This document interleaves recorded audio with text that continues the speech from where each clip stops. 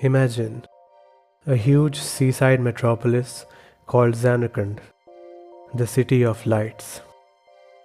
Tall skyscrapers, all crammed together, a bustling night scene, a city-wide craze for an underwater sport called blitzball, and in a boathouse on the city outskirts, a sensitive and emotional little boy living with his parents. A macho, mean, and insensitive father, and a gentle, love-struck mother, too distracted to notice his emotional needs. An unhappy, resentful childhood made unhappier by his father's sudden disappearance and his mother's subsequent passing, and a lonely little boy growing on the kindness of a stranger into a cheerful teenager with a point to prove, but unable to rid himself of the childhood emotions swirling inside him, unresolved. This is the simple and intimate backstory of Tidus, the protagonist of Final Fantasy X, and it is dwarfed by the grand stakes of the rest of the game's story, most of which takes place in Spira, a land full of torture and suffering. Spira is terrorized by a giant whale monster called Sin. Death is always around the corner. Lasting human bonds are rare luxuries, and the human spirit is fragile, blindly latching on to the teachings of a powerful but sinister religion called Yevon, and to its holy pilgrimage, a journey through Spira's temples to acquire the power of mysterious supernatural beings called the Faith, and perform a ritual called the Final Summoning, as the only hope for defeating sin.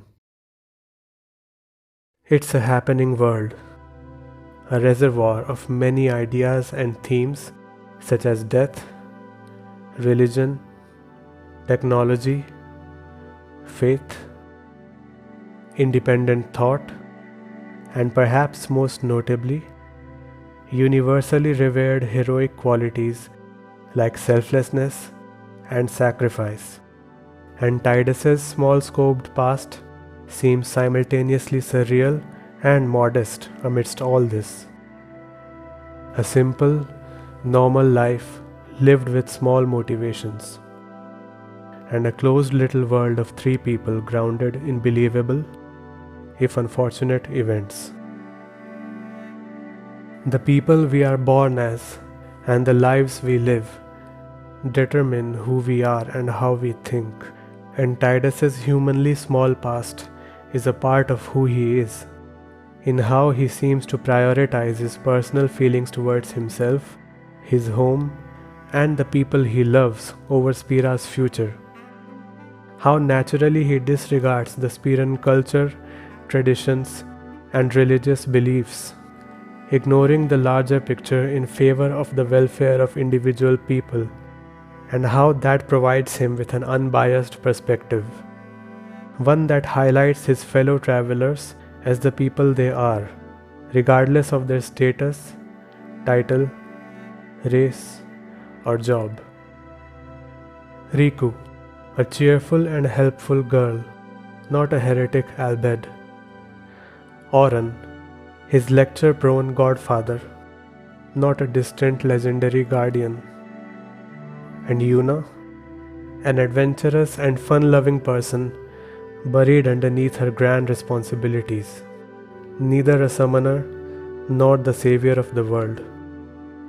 And he is thus able to form intimate connections with these characters. Tidus himself is cheerful, positive, goofy, empathetic, pig-headed yet open-minded, confident yet unusually sensitive and emotional, and being treated roughly in childhood has made him seek acceptance for his more vulnerable side. He is in many ways a normal person, a good person with a strong sense of self, one who is drawn towards human beings, human emotions, and relationships in an abnormal, inhuman world. And even as he learns about Spira and its people, and his journey forces him to mature and expand his perspective beyond its intimacy, it somehow remains rooted in the small human feelings important to him and to the people he loves. Spira, however, is not concerned with one boy's intimate small-scoped journey. It's a place where the masses suffer daily, and it desperately seeks a hero with grand ideals, one brave enough to rise to the challenge of sin and strong enough to defeat it. Sin has been defeated temporarily in the past by heroes called Grand Summoners, who successfully undertook Yevon's pilgrimage and performed the final summoning at the expense of their lives. And Yevon's teachings insist that it's the only way to free Spira from its torture. Yuna is a summoner, and in many ways, the hero Spira needs, because she embodies the ideals of selflessness and sacrifice better than anyone else, having the resolve to fight back against any obstacle and never hesitating to put Spira's needs above her own. She fits Yevon's definition of a summoner, of Spira's savior, perfectly. But Yevon has exploited the same for a millennium, sacrificing good people like her and creating a balancing act of hope and despair, a spiral of death, to maintain its stranglehold over the people of Spira. Yuna's journey is more small-scoped than its initial promise, as it's about taking back the control of her story from Yevon and breaking free from it, embracing her own definition of selflessness, doing what she wants to do, the way she wants to, in order to save the world. And her story is as much a parable about the intimacy and importance of self, of taking a stand for it, as it is a celebration of her pure heroic selflessness. Tidus' story twists and warps its scope much like Yuna's, but to a different effect, as it turns out that Spira is in fact concerned with one boy's intimate small-scoped journey. Sin turns out to be his father, someone who left him all those years ago, but continues to shape his life today. The Faith turn out to be the ones who birthed him and his beloved home, and their revelatory interactions with him hint at the depth of their bonds with him. Two of Spira's most important entities having a deep connection with Tidus means that his intimate past in Zanarkand, his normal life there, not only follows him to Spira, but it's an integral part of Spira's own past and present. And it makes him a prime player in Spira's story, just as it grants him immense personal stakes in his own. When all is said and done, in its final 2 hours, Final Fantasy X is more a story about parent, child, home, and love than it is about monsters, evil religions, heroic stakes, and even Spira itself. Imagine a huge, all-encompassing story about a world and its people that with progress scales down to the feelings, emotions, and relationships of a few individuals instead of the other way around. A story about a boy free from the chains of a land drowning in its own history, culture, and traditions.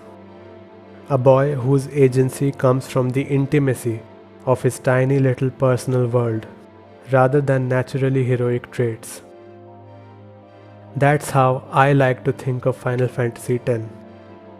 I find myself more attracted to it in comparison to the story's grander side.